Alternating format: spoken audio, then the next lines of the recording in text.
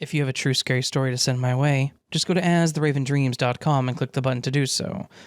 And as always, thank you.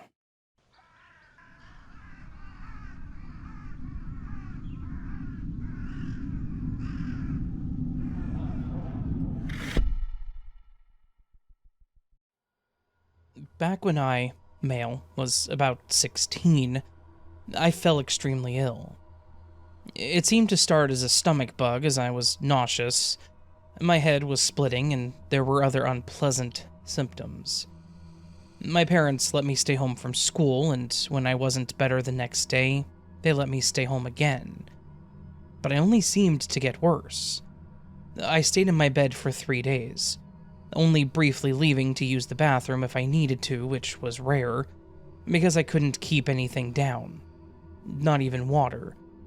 My parents would come in and check on me, and I would just say that I was about the same, thankful that I was at least still coherent. The real problem, and story here, began on the 4th night of suffering through this. I woke up in the middle of the night really needing to use the restroom. The problem with this was that I was too weak to get there. The room was spinning, and keeping my eyes open longer than a few seconds would make me feel sick.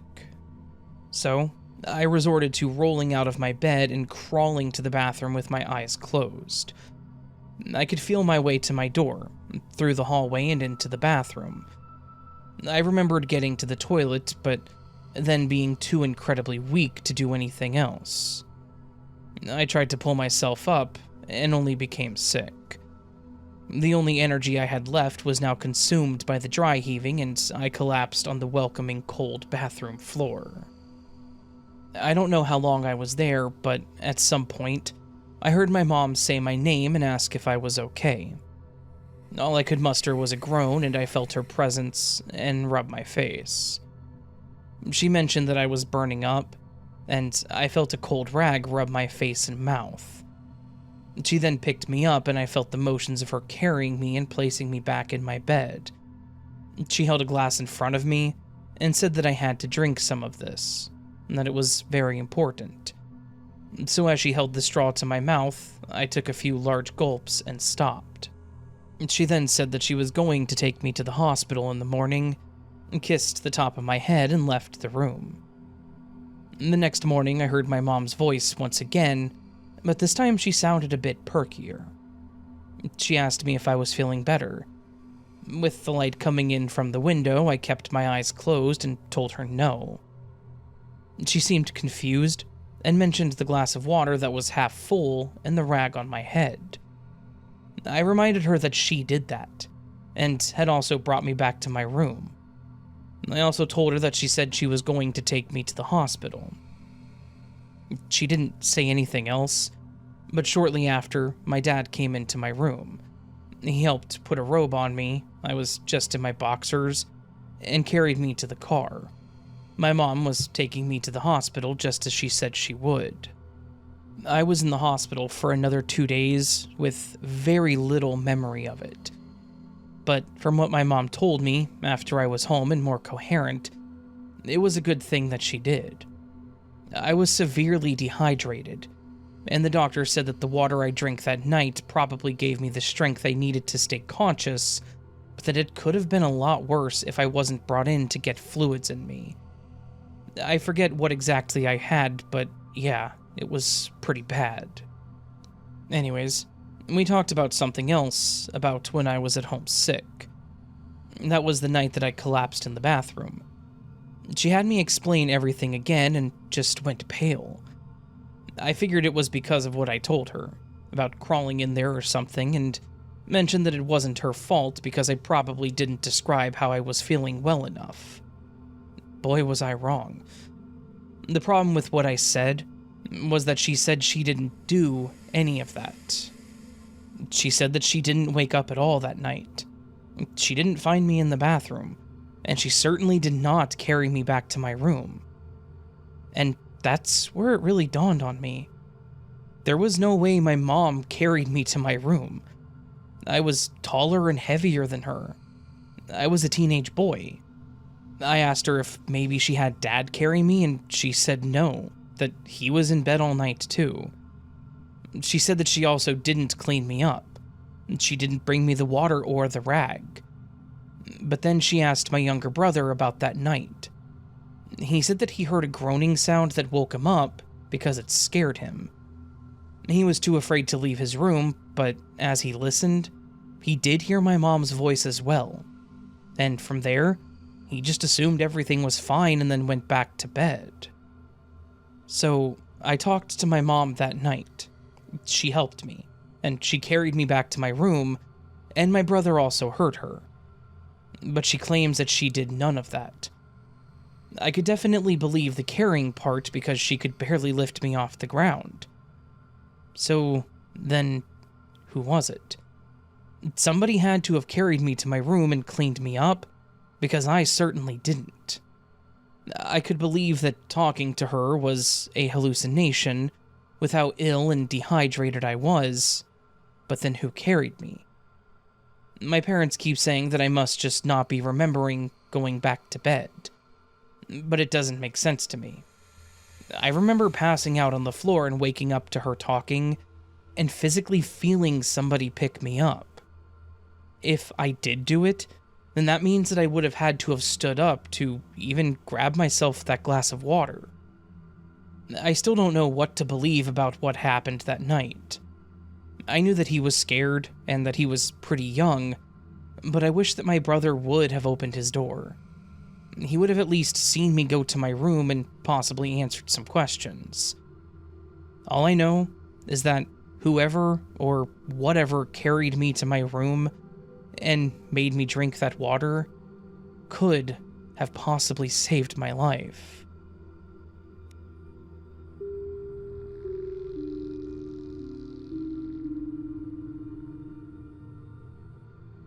Hello, Raven.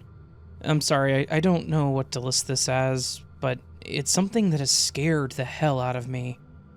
I've had many odd things happen to me throughout my life, unfortunately, and I often wish for just a normal existence where I don't see or hear this weird stuff.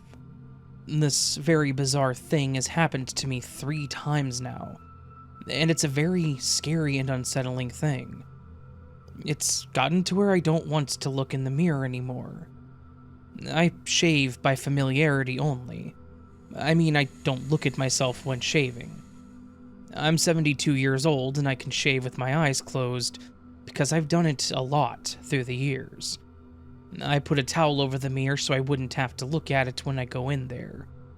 My wife keeps taking it off, saying that I'm just imagining this. No, I'm not. I was just shaving one day, and as I looked at my reflection, I stopped cold. My reflection was grinning slightly. I froze just staring at myself. As I looked, I could see the grin relax slightly and then again went back to that weird grin. I wasn't grinning. In fact, my mouth was wide open, not closed like the reflection's was. I think I was in shock or something because I couldn't move. It was hard to turn away and get out of there. I didn't say anything to the wife then, but something else happened again that freaked the crap out of me. I was washing up, and I dropped the bar of soap. I bent down, picked it up, and when I stood up and looked in the mirror, my reflection was looking back as usual, but the eyes were going back and forth very fast. Only a quarter of an inch, maybe a little less, but they were going back and forth very fast. Then they stopped and blinked once. Now, when you're looking in a mirror and blink, you can't see the image blink because your eyes are closed. Try it. Look in the mirror and blink. No, this was different. I watched the eyes close and then open. I was out of there. I told my wife what I saw, and she only said that she hoped she never sees that. I don't think she believed a thing I said. The last thing that happened was when I went into the bathroom to get something from the medicine cabinet. I walked past the mirror, and out of the corner of my eye, I saw my reflection go past. I got what I needed, and I headed back past the mirror. I saw something standing there, out of my peripheral. It wasn't moving like before, and it was red-colored. I know it wasn't me, as I had on a black t-shirt, and I don't own any red shirts at all. I yelled for my wife, who came running, and I told her what I had seen. She looked in the mirror, but only saw herself. I asked her to stay there while I tried something. I went back to the cabinet and did just as before. As I went by the first time, it was just as before. I could see myself out of the corner of my eye in a black t-shirt. As I returned to go back, I went past the mirror, but this time it was normal. And I tried it a couple more times just to be sure. Whatever I saw was red and just there, unmoving. Hence, I started to cover that mirror. It's gotten to where I don't like looking into any mirror in the house. We have a full-length mirror on the inside of the door for a hall closet, but anymore, I'm half afraid to open the damn door to get anything out. I've heard stories long ago about mirrors being bridges or openings to other realms, but I never really gave it much credence. Now, I'm not so sure, but I think these older people were right. What the hell was I seeing? Was it another me? Was it a different reality? Has anyone else had anything like this happen, or am I just imagining it, like my wife wants me to think? All I know right now is that it is very, very unsettling when it happens.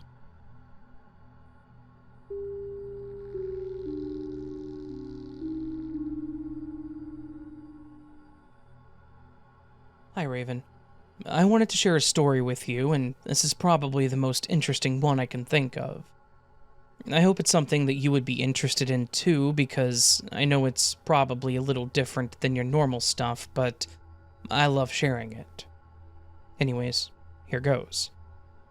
This is a story about a little family heirloom that's been in the family for generations. I guess maybe some would call it a knick-knack or trinket, because it isn't really valuable, at least not to anyone outside of our family. You see, all it is a small porcelain figurine. It has a little girl and boy sitting on a swing, both smiling. There's a tree on it with a branch that goes across the top, which is where the swing attaches. However, the strings of the swing are real, which makes it actually move if you wiggle it, nudge it, or something similar. Now, between the twine that is used and the very small metal rings that attach it to the porcelain, it makes a very specific squeak, or almost like a whistle when it moves, especially when it swings really hard. As far back as I could remember, it sat on a shelf in my grandma's house, and sometimes she would speak to it in Norwegian, a language my grandparents were fluent in. My mother was also pretty good at it, but I sadly never learned. I did learn a few phrases my grandmother used frequently, which included love you, what to do, and now the equivalent of I'm a mess. Sometimes she would even say these to the little swing. Being a kid, I always thought it was funny hearing an adult talk to an inanimate object. But that was always my grandma. She was eccentric, funny, and always playful, so I pretended to do the same at times. But sometimes I would talk to it too, about random things, or being a child, I would just push it to make it swing. I liked to pull it back as far as I could and then let it go. Don't worry, I don't do that anymore, but my grandma or mom would catch me doing it and would scold me, basically saying to be careful, as Great Nana was afraid of heights. Again, being a kid, I didn't really grasp the significance of it, nor what Nana had to do with it, but I just let it be. But then as I grew older, the stories surrounding this particular heirloom started to make more and more sense to me. People would talk more about it, how it was a connection to our departed loved ones, a conduit for them to stay with us. Grandma explained when I was a little older that Great Nana sat there so that she could see us and we could spend time with her whenever we wanted. I met Nana when I was very small, so I unfortunately don't have many memories of her. As I grew up and understood death and the meaning of it, it began to make more sense to me. Then, when my grandparents passed, I fully understood the significance of the little swing. The swing was then passed down to my mom. She had 4 other siblings, and while some believed in it, others didn't, and they all agreed to let her have it. The swing sat on a corner shelf in our living room. Now that it resided in my childhood home, I got to observe it more and experience the phenomenon that was that little figurine. Randomly, we would all be sitting for dinner or maybe watching TV, and it would start swinging. As I mentioned, if there was a movement or force to cause it to swing, it could. But there was no air near the shelf that would make it move. Not to mention, nothing else in the shelf moves. Sometimes it was a little squeak, and my mom would respond to it. And then there were times where I may have been arguing with one of my siblings, or maybe one of us was arguing with my parents, and it would swing violently and squeak. My mom would come out to stop the fight, and she would say to the swing, "Thanks, Mum," or tell us to behave as Grandma was watching. It became a joke to us that Grandma and Grandpa were telling on us. But then there was one time that I was just having a bad day, and I found myself crying in my bedroom. My door was open as no one was in the house, as my dad was still at work, and my mom was outside playing with my siblings. I had gotten in trouble and was sent to my room.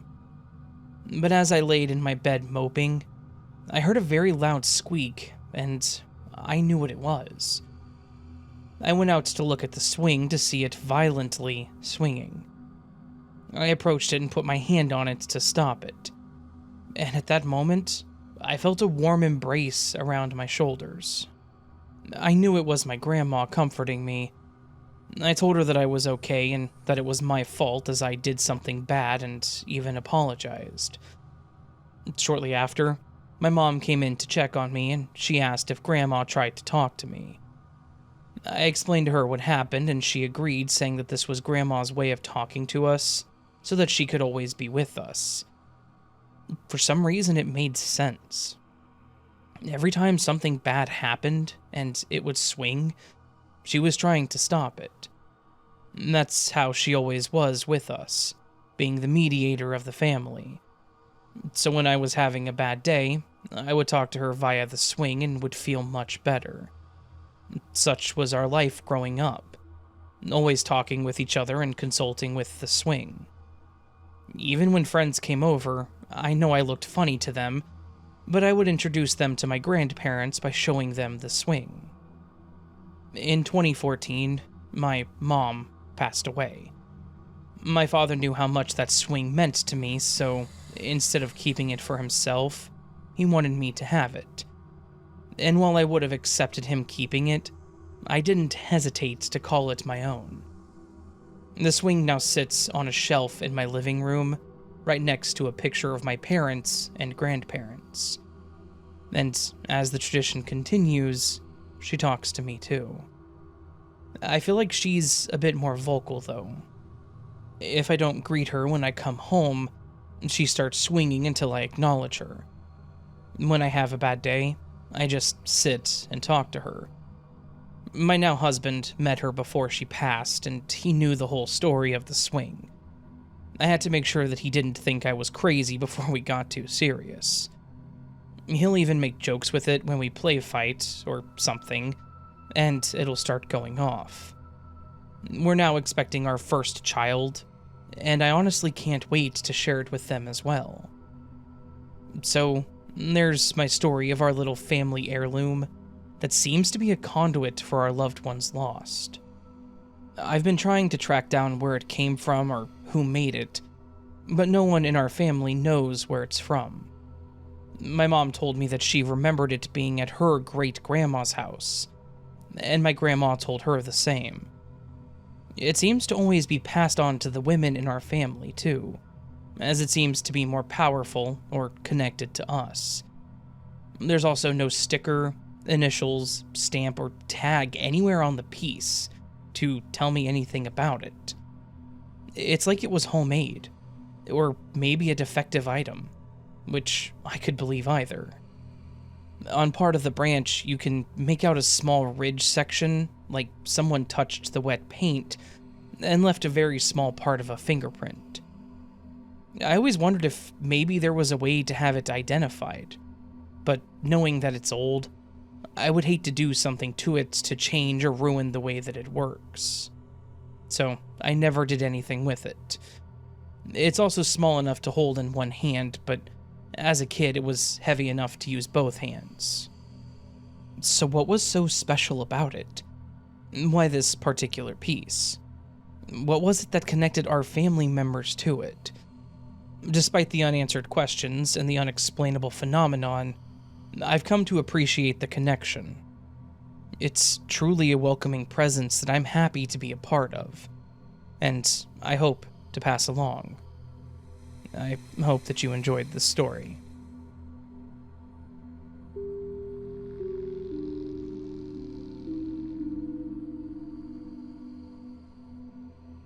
A little over a week ago, I posted here with my story from this summer that had been sitting really poorly with me. You can read the whole thing here, or for a TLDR, that's too long didn't read. Late at night, at my friend's very remote cottage, I went outside, heard a super close, super identifiable sound of a honka-honka clown noise, but nothing was visible. My dog acted super weird all night while there. I didn't tell anyone. A few months later, my buddy whose cottage it was told me that he had relentless nightmares of clowns while he slept there as a kid. There's more nuances to that if you care to read the full post. Things have gotten weird since. The night that I posted, my boyfriend and I fell asleep on the couch. We went to bed, and while laying there, I asked if he checked the doors were locked, and he said yes. I decided to get up and double check in case, in our sleepy state, he missed one. They were both locked. I woke up around 2:30 to some weird noises that I chalked up to my downstairs neighbor, just having a late night. I got up to go to the washroom to find the back door unlocked. Weird. I do a quick look around the house, but nothing's stolen, so I lock it and go back to bed. The following morning, I'm on my couch having coffee. Dog is in her bed in my room still. There's like a sofa table and a couple feet of space behind my couch. And I heard freaking knuckles cracking. Like one hand and then another. My first thought that ran through my head was, oh crap, the door was broken into last night, and someone's passed out behind the sofa and I didn't check here last night. I live like 2 blocks from a homeless encampment. Weirder things have happened in my neighborhood. I jumped off of the couch, but nobody was there.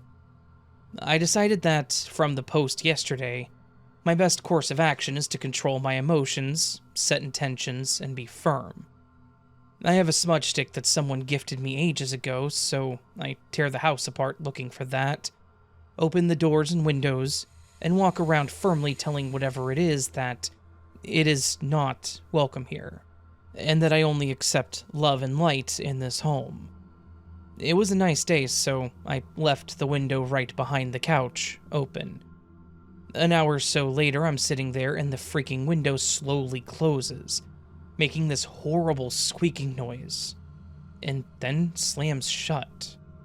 The dog, who's now beside me on the couch, gets up all freaked out, goes and sniffs the window, and then screws off to behind my bed where she hides in lightning storms.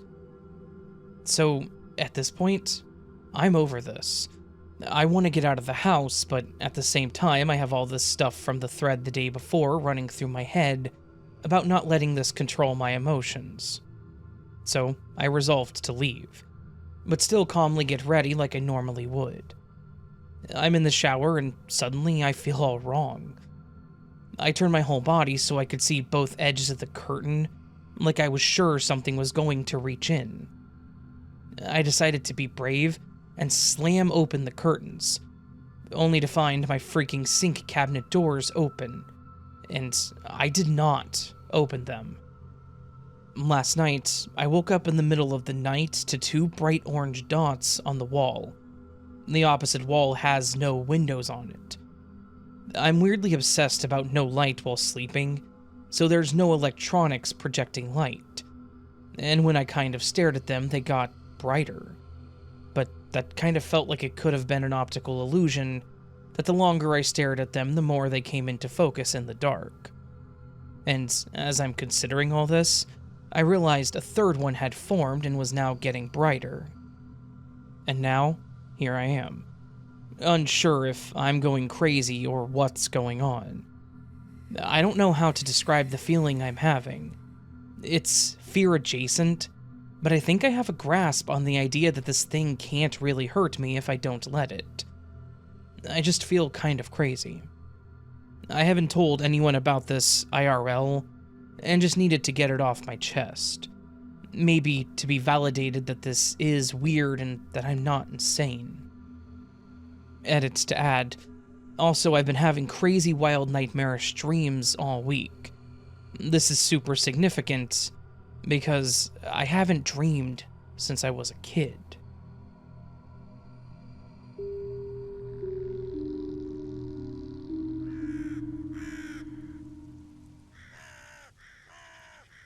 So that, my friends, was 4 unexplained stories. Potentially scary unexplained stories, though I suppose 2 of them weren't quite as scary. Though the unknown caretaker one I would still consider to be a scary one, because that would terrify me. Very nice that whatever that was took care of him, but at the same time, what was it, right? Anyways, some unexplained stories, and hopefully you all enjoyed them. This is the first extra video of many I have planned this month. I'm not going to say how many, because every time I make plans and say how many I have or what I plan to do, something happens and it ruins it. So I'm just going to say I have quite a bit of stuff extra this month, hopefully. And this is the first of many. So yeah, you're going to hear a lot of Raven this month. I can promise you that. You're going to hear a lot of Raven if you like my stuff, so yeah. Hopefully you all did enjoy the stories. If you did, please do hit that thumbs up button. If you didn't enjoy it, well, you're free to hit the thumbs down button if you so choose, but of course I would prefer you not do that. That's just my prerogative. If you have a story you want to send me, go to astheravendreams.com and click the button to send it my way. You can also email it to me. Email is on the website if the submission form doesn't work. If you liked what you heard and want more like this, you can hit the subscribe button. That helps a lot. Push my channel harder because you all like it and subscribe. You can also go down below the video, leave me a comment with your thoughts on the stories, which one was your favorite, least favorite, how you're doing, what's going on, how's your day, or any topics you would want to hear on the channel. I have a lot planned for this month, but April is wide open, so just saying. Yeah. And that's all I have to say. I don't have much else to say. You can join Patreon memberships to get early access to content like this, or other content, depending on what you sign up for and how you sign up. And you can do a super thanks, which is just a tip to the channel. Just a way of saying thank you. Yeah. All that said, friends, I hope you're doing well. I hope I do see you again here very soon. But until then, remember you are loved, you are valid, you are important, you are the best you that you can be. Do not forget it, and don't let anyone tell you otherwise. And until next time, my friends, much love, and sleep well.